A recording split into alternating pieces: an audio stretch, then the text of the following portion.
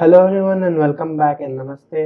आपको दोबारा स्वागत है हमारे एक नेक्स्ट लेसन में, जिसमें हम डिस्कस करने वाले हैं पॉलीमॉर्फिज्म। पॉलीमॉर्फिज्म क्या है? जैसे हमने पिछले वीडियो में पढ़ा, polymorphism is an ability of an entity to behave differently in different conditions. Different conditions में वो डिफरेंट तरीके से बिहेव करेगा। जैसे कि हम खुद डिफरेंट सिचुएशंस में अलग अलग लोगों के सामने अलग अलग तरीके से बिहेव करते हैं, उसी तरीके से प्रोग्रामिंग में भी डिफरेंट एंटिटीज डिफरेंट कंडीशन में डिफरेंट तरीके से बिहेव करती हैं। और जब हम सी प्लस प्लस की बात करें तो हम किन एंटिटीज की बात कर रहे हैं जो बिहेव डिफरेंटली कर रही हैं डिफरेंट कंडीशंस में? तो वो दो एंटिटीज हैं फंक्शंस एंड ऑपरेटर्स। सो हम कह सकते हैं ये दो एंटिटीज हैं जो डिफरेंट कंडीशंस में, और वो कंडीशंस क्या हैं हम दोनों को पढ़ेंगे। तो हम सबसे पहले टैकल करने वाले हैं पॉलीमॉर्फिज्म में फंक्शन ओवरलोडिंग, उसके बाद हम टैकल करेंगे operator overloading. So function overloading क्या है?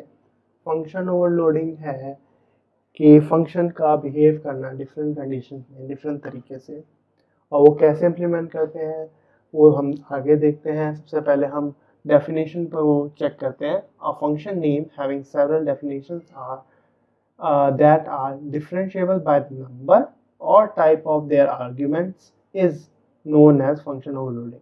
तो हम कह सकते हैं कि फंक्शन का नाम, या हम कह सकते हैं a name of a function is said to be overloaded if it is defined several time in a single program। और उसके लिए हमारे पास कंडीशन क्या है? ये चीज़ करने के लिए हमें क्या करना ज़रूरी है? वो हमें करना ज़रूरी है कि सभी आर्ग्यूमेंट लिस्ट फंक्शंस की डिफरेंट हो। हम कह रहे हैं कि हम एक ही नेम, जैसे हम सी की बात करते हैं, अगर सी लैंग्वेज की बात करते हैं तो हम एक नाम का फंक्शन सिर्फ एक ही बार डिक्लेयर कर सकते हैं, एक ही बार डिफाइन कर सकते हैं। सी प्लस प्लस या किसी भी ऑब्जेक्ट ओरिएंटेड प्रोग्रामिंग में ऐसा नहीं है। हम एक नेम के फंक्शन को सेवरल तरीके से डिफाइन कर सकते हैं, सेवरल डेफिनेशंस लिख सकते हैं एक ही नेम के फंक्शन की। और but the condition that we require is कि हर एक फंक्शन डेफिनेशन की अलग अलग पैरामीटर लिस्ट होनी चाहिए या आर्ग्यूमेंट लिस्ट होनी चाहिए। और आर्ग्यूमेंट लिस्ट कैसे डिफरेंट होनी चाहिए? या तो नंबर ऑफ आर्ग्यूमेंट्स डिफरेंट होने चाहिए या टाइप्स ऑफ आर्ग्यूमेंट डिफरेंट होने चाहिए। तो हम इनके बारे में अगले लेसन में बात करेंगे। अभी हम ओवरव्यू देखते हैं फंक्शन ओवरलोडिंग का। तो यहाँ पर हमारे पास बेसिक स्ट्रक्चर है सी प्लस प्लस लैंग्वेज का। We have name space written over there. We have included the IOStream library for cout function और scene functions। अब हम डिक्लेयर करते हैं एक फंक्शन, या हम एक फंक्शन नेम को ओवरलोड करते हैं। सो जो मैं फंक्शन नेम यूज़ कर रहा हूँ वो है फन, शॉर्ट फॉर फंक्शन, और रिटर्न टाइप में दे रहा हूँ void. So fun and parameters मैं फर्स्ट डेफिनेशन के ले रहा हूँ इन दो integers, int A int B. और ताकि हमें पता चले कि कौन सा फंक्शन कॉल हो रहा है, तो इसलिए मैं एक सी आउट स्टेटमेंट लिखूंगा, एक प्रिंट स्टेटमेंट लिखूंगा, जिसमें मैं लिखूंगा कौन सा फंक्शन कॉल हुआ। So first fun was called, और उसके बाद हम नेक्स्ट न्यू लाइन कैरेक्टर के लिए हम यूज़ करेंगे ENDL। और इसके बाद मैं प्रिंट आउट करूँगा A plus B.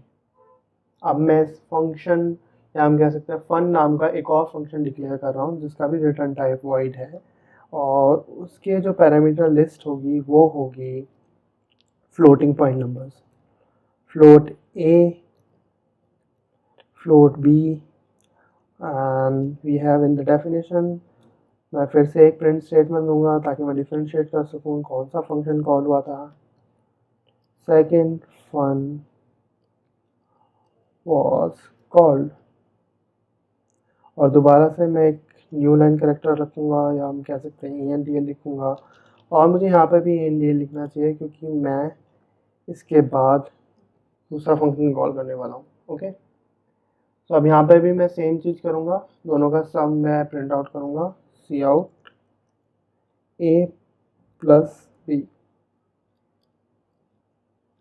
Okay, and ENDL again.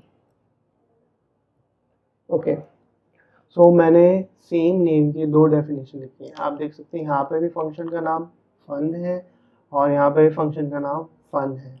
But जो डिफरेंस है इन दोनों में वो है पैरामीटर लिस्ट में। यहाँ पर 2 पैरामीटर्स हैं, यहाँ पर भी 2 पैरामीटर्स हैं, बट उनके टाइप डिफरेंट है। Number of parameters are same but type of parameters are different. Okay, so अब हम देखते हैं इनको कॉल करके। सो मैं पहले 2 इंटीजर और 2 फ्लोटिंग पॉइंट नंबर्स को इनिशियलाइज करूँगा। सो int x equals to 1 and y equals to 2. Then we have float p equals to 1 and q equals to 2. And now I'm going to call these two functions, and I'm using x and y in first function call and p and q in second function call. Okay, and let's save and run the program.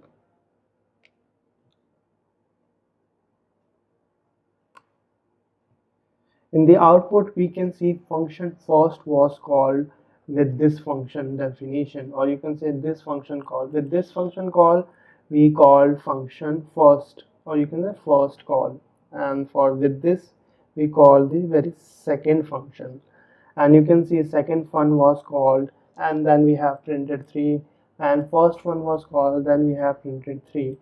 In your compiler or you can say in your case यहाँ पर 3.000 भी हो सकता है, क्योंकि जो output है वो एक फ्लोटिंग पॉइंट नंबर है, ठीक है, but I am using VS code, so यहाँ पर ये 3 ही प्रिंट कर रहा है। ओके, सो अब हम यहाँ देख सकते हैं कि जब हमने फंक्शन पैरामीटर्स में फ्लोट रखा और हमने float variables as an input दिए, तो फ्लोट वाला ही फंक्शन जिसका पैरामीटर मैच हुआ इसके साथ वो ही फंक्शन कॉल हुआ या वही फन फंक्शन कॉल हुआ।